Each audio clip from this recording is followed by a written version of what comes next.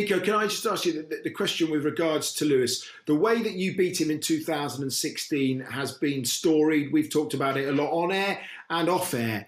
You got under his skin. You were able to get in his mind. Valtteri, if he's to take the fight to Lewis, this is his last chance, isn't it? Does he have to employ a different tactic, even if it's not necessarily the Valtteri that we know? Yeah, I mean, I think Valtteri, he's got many bits. He just needs to put them together into one season. For example, his qualifying speed. That's really been great. So if he can keep that going in this way, maybe pull it out the bag a couple of more times, there, I think he will already be in a good situation there. But then he needs to get together his starts, his racing, and the most important is to pounce when Lewis has these small dips of weaknesses. If you pounce in that moment, it can really rattle Lewis, and it can prolong that weakness for a couple of races. And those are the moments you just need to maximize. Then you have to win every single one of those races to keep Lewis down in the ropes for as long as possible, because when he comes back, and he always does, he'll come back with a bang, and then it's very difficult to beat him. So those are the opportunities that Valtteri really needs to use. Johnny, I know you've been keeping an eye on proceedings in the off-season, and I want to know what you think about the state of mind of the world champion with regards to chasing this eighth. Do you think it's going to be 8 and out if he does it? He's obviously parted company, as we said, with Mark Hines, a delay on his contract, a few question marks about the car compared with Red Bull. Where do you think he is right now? Yeah, well, I hope he doesn't leave the sport after hopefully winning another championship, because I think he's been a very important part of the modern day Formula One that we see on track. And a lot of people around the world love seeing him drive on the very, very edge. And I think it's something that we don't want to lose. But I think motivation is always a big part from a racing driver's perspective. And I think that motivation is there at the present time for him to be able to deliver. But I think one thing I know he's very excited about is a challenge from someone else. And I think Max is definitely one of those that he has commented before, that if that comes his way, he's more than ready for that. But that's only good for us and everybody out there watching, because that's what racing is all about. It's these will-to-will battles that we've got. So like Nico said, hopefully Valtteri can get involved with that as well, with his consistency improving this season. And then obviously, hopefully with Red Bull and Max, they can really take it to Mercedes and Lewis. But at the end of the day, it's going to be who can do it consistently over the season. It's not just going to be one test and everybody's going, right, Red Bull are back in the game. I think they're better, but let's see how consistent they can be. And I suppose with 23 races, consistency has never been more important. What is your take on the new season, having spent 3 days in Bahrain at testing, Crofty? Well, my take on the season is I don't believe Mercedes are as in bad a shape as some headlines will lead you to believe. But I do think that the rear of that car is not exactly stable. It was better last year. It's worse this year.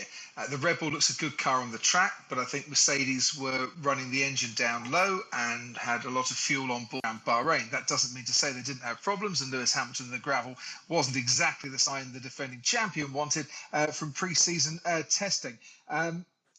My take is that we are in for a very tight battle, but I do believe Mercedes will just edge it in the end. Although saying that, Red Bull have a stronger driver pairing from which to take the fight to Mercedes this year, which is why I think we've got that incredible battle ahead, and the fans are going to absolutely love it. But the one thing, and I'm sure, Nico, you've got a view on this, the one thing that I wouldn't want as Lewis Hamilton going into this season, when he could become the eight-time world champion, is to just have a one-year contract. He would want more loyalty from Mercedes and more reward for his efforts over the years. And I don't think that contract situation has made him a very happy bunny at all. I'm not sure about that. Really? I mean, who knows? But I can imagine that actually for him as well, he's quite okay with that, because it gives him all the flexibility at the end of the year. So I don't know. I don't think it's going to affect his performance this year. I mean, come on, why should it? The team principals are all looking at driver salary cost caps for the future. And you're a world champion, 8-time world champion potentially. You want the biggest recompense you could possibly have. That might not be possible in the modern era of Formula One going forward into 2022. So I'm sure Lewis Hamilton would want to be on more than a one-year deal to carry on earning what he's earning at the moment. That might not happen if Toto Wolff gets his way, and he's been active behind the scenes trying to get the other team principals to agree to this. No, you're right. Okay, from that point of view, that's not going to be something that goes down well with Lewis. That it's his team boss who's like a driving force in this. Maybe you're right with that. However, still, Lewis is not stupid, so he'll also understand where Toto's coming from in that sense. Have a bit of understanding for that, and still, it's not gonna hurt his performance on the way to becoming the greatest of all time statistically, and beating Michael Schumacher with that 8th title. Come on, I mean, Lewis knows how to focus. Okay, but Nico, let's and this is to you as well, Johnny. Let's envisage a situation whereby Red Bull have got their noses in front, and Mercedes need 2 drivers performing week in, week out, and it's not happening for Valtteri Bottas. Let's start with you, Johnny. Do you see Toto as being ruthless? If it's just another year that we've seen for the last couple where Valtteri's trailing in his wake and Max is regularly getting ahead of him, do you think he might decide to bring in George Russell halfway through the season? Contractually, if they could find a way around it. Yeah, in many respects, no, I don't see that, because I think Valtteri, for the team, plays second fiddle to Lewis, if you want to put it that way. But he does a damn good job at it. You know, like Nico said, his qualifying is absolutely brilliant. He's pretty much only a 10th or so behind Lewis most of the time. And then when it comes down to the race, yes, he's got to improve, but he does get the results for the team. And I think that's the most important point for them at the moment. For the future, maybe that's something else you look at. But I think the Constructors' Championship is going to be very, very important for them, of course. But to disrupt it maybe midway through a season, you know, it was brilliant what we saw with George in Bahrain, but that's only at one racetrack. It's got to happen at every single race that you go to. That's what Lewis does, but that's something that we haven't seen it from a Drivers' Championship perspective come from Valtteri. So I think it'd be a very disruptive thing to do. Nico? That's not a really fair question to ask at this point before the season. I mean, come on. Valtteri is a world-class driver who has contributed significantly to Mercedes being Constructors' Champion every single year for as long as we can remember. So just playing hypotheticals. Okay, but what advice would you give then? From all of us who want to see Red Bull in the first race of the season with a nose in front of Mercedes to begin with? No, I just want to see the best team. You have to remain neutral. That's an unfair question. You all have to remain neutral. What? Oh, Jesus. What am I up against here? This is crazy. Is that in your contracts? Like, never take a stance. Is that in your contracts with Sky Sports? Oh, no, I just took a stance on Valtteri. Have you had money on Max Verstappen for the first race, Nico? Is that what you've done? Absolutely. Well Well, let's get your Max. Yeah, okay. Let's sideways glance at Mercedes now, and now look at Red Bull and Max Verstappen. And on paper, in equal machinery, over the course of a 23 season, who would your money be on, him or Lewis? I think I do have to elaborate. I might run into some otherwise. First and foremost, I'm a fan of our sports. You know, and then I love and appreciate my ex Formula One family, Mercedes. But first and foremost, I'm in love with our sports, and for our sport, it would be the best thing ever if Red Bull would hit the ground running, and we'd have Mercedes, the powerful Mercedes, like chasing them down, and Lewis on his way to the 8th title. So that's just a little bit of an explanation to have that out of the way. So for the season, who's my money down? It still has to go on Lewis, because nobody can fathom somebody actually beating Lewis throughout the entire season on points. So the money would still have to go to Lewis. But Max Verstappen in particular is as close as ever before to preseason in terms of the odds to beat Lewis to the championship. I don't think anybody's been that close in the last many, many years. Crofty, come on then. You can get off the fence if you want. Which way would you be swinging at this point? No, it's in Crofty's contract to be neutral.